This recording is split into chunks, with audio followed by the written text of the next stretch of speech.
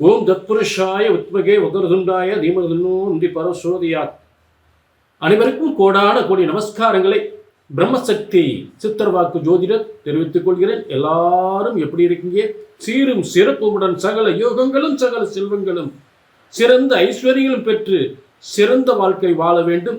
வெற்றி நிச்சயம் உங்களுக்கு. இந்த நவம்பர் மாத பலன்கள் வெற்றியின் உறுதி.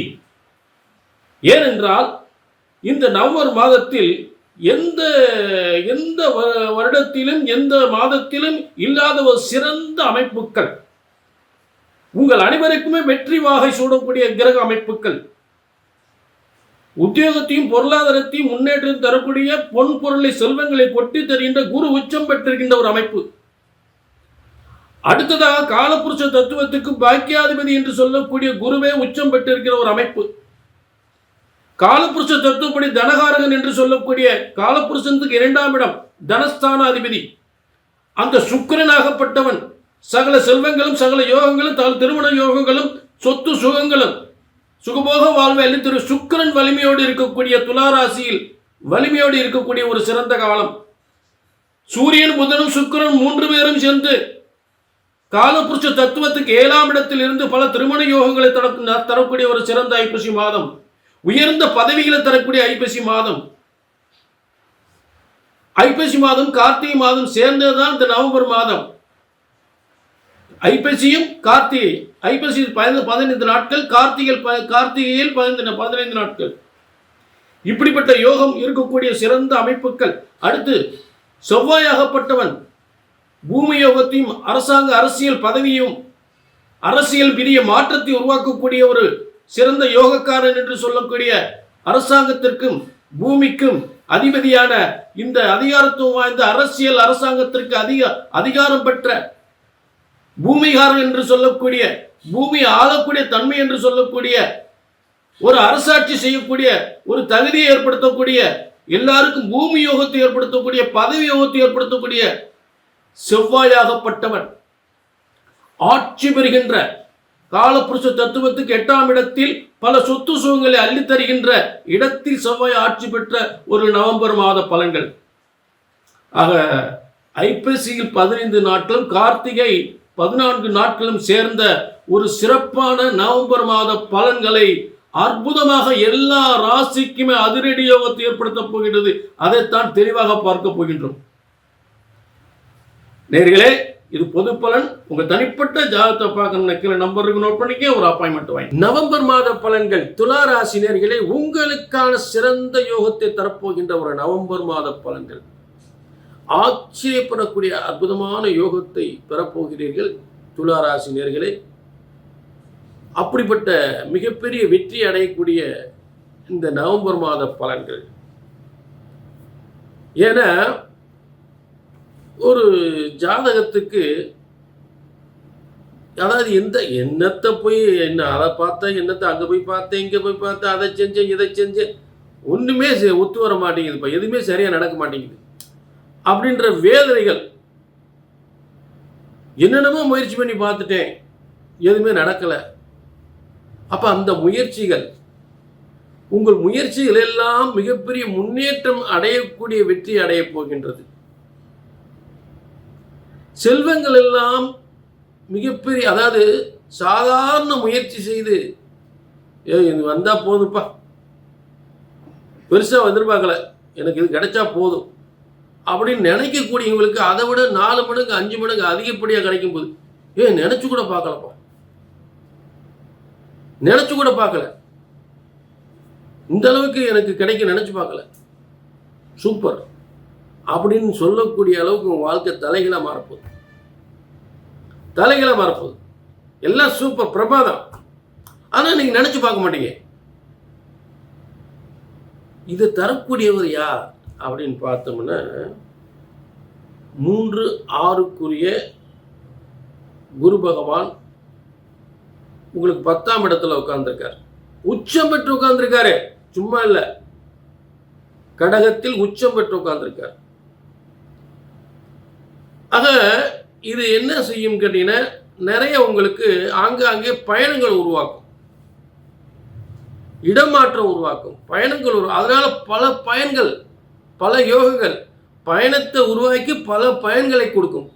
பயணத்தை உருவாக்கி பலவிதமான பலன்கள், பலவிதமான பயன்கள். பயணம் பண்ணுறதுனால வேஸ்ட்டாக போகிற பொருள் வீணாக போய் அலைஞ்சிட்டு வந்தேன் அப்படின்னு சொல்லுவாங்களே, போன காரியம் ஒன்றுமே சரியாக நடக்கலப்பா, வெட்டி அலைச்சல். அந்த வெட்டி அலைச்சல் இருக்காது, போகிற காரியம்லாம் வெற்றி.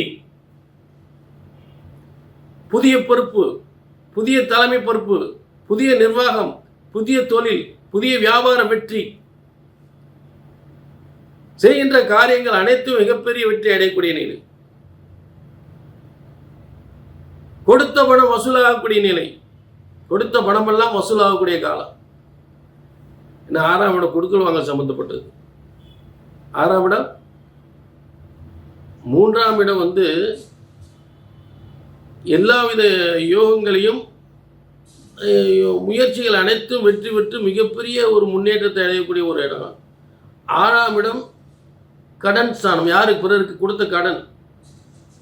உங்களை கடனாளி ஆக்கிறது இல்லை, பிறரிடம் நாம் கொடுத்த பணம் வசூலாகக்கூடிய காலம்.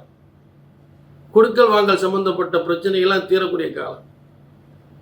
ஏதாவது ரொம்ப நாள் ஒரு வருமானம் சம்பந்தப்பட்ட கொடுக்கல் வாங்கல் பிரச்சனைக்கு தான் அதில் நல்லபடியாக தீரக்கூடிய காலம். சும்மா சாதாரண அமௌண்ட்டு கிடையாது, மிகப்பெரிய அமௌண்ட்டு, மிகப்பெரிய அமௌண்ட்டு. பல லட்சங்கள் பல கோடிகள் என்று சொல்லக்கூடிய ஒரு வருமானம். அதெல்லாம் உங்களுக்கு திரும்ப வரக்கூடிய நிலை ஏற்படும். பல லட்சங்கள் பல கோடிகள். ஏன்னா இப்போ இந்த 10ஆம் இடத்துல இருக்கிற குரு, உச்சம் பெற்ற குரு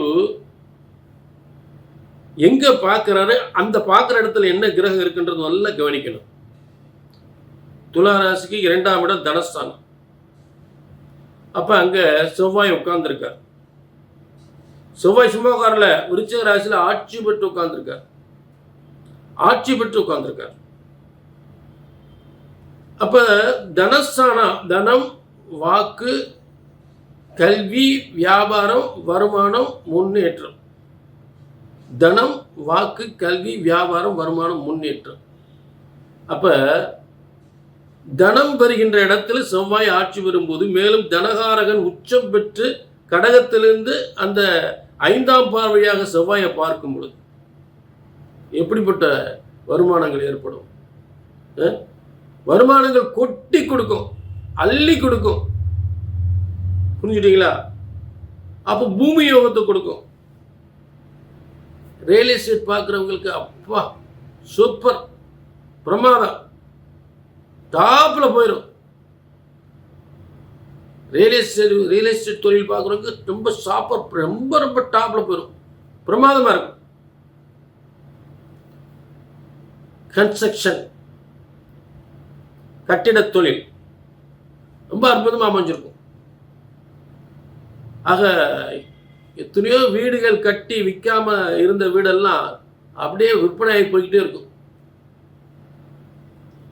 விற்பனை அப்படியே வீடு விற்றுக்கிட்டே போவீங்க, விற்பனை ஆகிட்டே போகும், நல்ல வருமானம், பிரமாதமாக இருக்கும். ஆக பூமிகளால் வருமானம், வீடுகளால் வருமானம், சொத்துக்களால் வருமானம், வியாபாரத்தால் வருமானம். ஆக பூமிகாரகன், பூமி 2ஆம் இடத்திலிருந்து அந்த குரு உச்சம் பெற்று 10ஆம் இடத்திலிருந்து 3 6க்குரியவராகி அவர் பார்க்கக்கூடிய நிலை. சரி, இப்ப ஒரு நம்முடைய உடல் ஆரோக்கியம், நம்ம நினைச்ச காரியம் நடக்கிறது. எப்பயுமே நம்ம ராசியில் ஒரு கிரகம் வலிமை அடைஞ்சா தான் நாம் நினைக்கிறோங்க. இப்போ நம்மளே சரியில்லை, நம்மளே சரியில்லை, நம்மளே நடமாட முடியல, நம்மளே ஆரோக்கியம் சரியில்லை, அப்போ நம்ம போய் என்னத்தை செய்கிறது? அப்போ இவ்வளவு காரியங்கள் வெற்றி அடையணும்னா உங்கள் உடம்புல ஓடக்கூடிய அனைத்து நாடி நரம்புகளும் உங்களோட திட்டங்களும் வெற்றி அடையக்கூடியதும் உங்கள் ராசி முதல்ல சரியாக இருக்கணும். உங்கள் ராசினா உங்கள் உடல் தான். அப்போ அனைத்து காரியங்களும் வெற்றியாக முடிப்பதற்கு, வெற்றி அடைவதற்கு முதல்ல உங்க உடல் சரியா இருக்கணும். காசு பணத்தை என்ன செய்யுங்க, அது அனுபவிக்க நம்ம உடம்பு ஆரோக்கியமா இருக்கணும்ல, நல்லா சாப்பிடணும்ல. இந்த உடல் தானே சாப்பிட போகுது, இந்த உடல் தானே உழைக்க போகுது. அப்ப அது பூரா நினைச்ச காரியத்தும் வெற்றி அடையக்கூடிய இதை பூரா உங்க உடல் ஆரோக்கியத்தையும், இந்த உடல் அத்தனை சுகங்களை அனுபவிக்கிறதுக்கு சுக்கிரன் வந்துடுற அந்த இடத்துல வர்ற. துலா ராசிக்கு அதிபதி சுக்கிரனே அந்த இடத்துல வந்துடுறார். எங்க துலா ராசிக்கு. அப்ப துலா ராசியில ஏற்கனவே நீசமான கிரகம் பல பிரச்சனைகள் ஏற்படுத்தியிருக்கு. சும்மா கிடையாது. எவன்கிட்ட காசு கொடுத்தாலும் வராது, எங்க போனாலும் காரியம் நடக்காது, எந்த காரியம் சரியா நடந்திருக்காது. என்னப்பா அவன் இந்த மாதிரி ஒரு ஏமாத்திட்டானப்பா, ரொம்ப நம்பிக்கையோடு தான் அவனுக்கெல்லாம் பணத்தை கொடுத்தேன், இல்லை நம்பிக்கையோடு தான் அவனுக்கு உதவுனேன், இப்படி ஏமாத்திட்டாங்களே. அப்போ ஒரு நட்பின் மூலம், ஒரு பல வியாபாரத்தின் மூலம் ஒரு இழப்பை இழக்கக்கூடிய ஒரு கிரக அமைப்புகள் ஏற்கனவே இருந்திருக்கு. அந்த நிலை சூரியன் நீசம் 11ஆம் அதிபதியாகி நீசமாகிறார். அப்போ அந்த இழந்ததை புற மீட்கக்கூடிய நிலை சுக்கிரன் வந்துடுறார். நீசபங்க ராஜயோகம். சுக்கிரன் நீசபங்க ராஜயோகம். அப்போ சுக்கிரன் துலா ராசியில் உட்காராரு. மேலும் பாக்கியாதிபதி, அதாவது 9ஆம் அதிபதி. ஒரு இடத்துல கிரகம் வலிமை அடையணும்னு அந்த இடத்தினுடைய அதிபதி வலிமையா இருக்கணும். அப்ப சூரியனும் நிசபங்கம் ஆயிராரு. 9ஆம் அதிபதி என்று சொல்லும் புதனும் பலவிதமான யோகத்தை, அதாவது புதனும் சுக்கிரனும் சேர்ந்தாச்சுனாலே அதுல ஒரு கிரகம் வலிமை அடையணும். ரொம்ப டாப் சூப்பர். லைஃப்ல இப்படி ஒரு அமைப்பு அமைகிறது ரொம்ப கஷ்டம். சூப்பரோ சூப்பர், பிரமாதமான டாப்.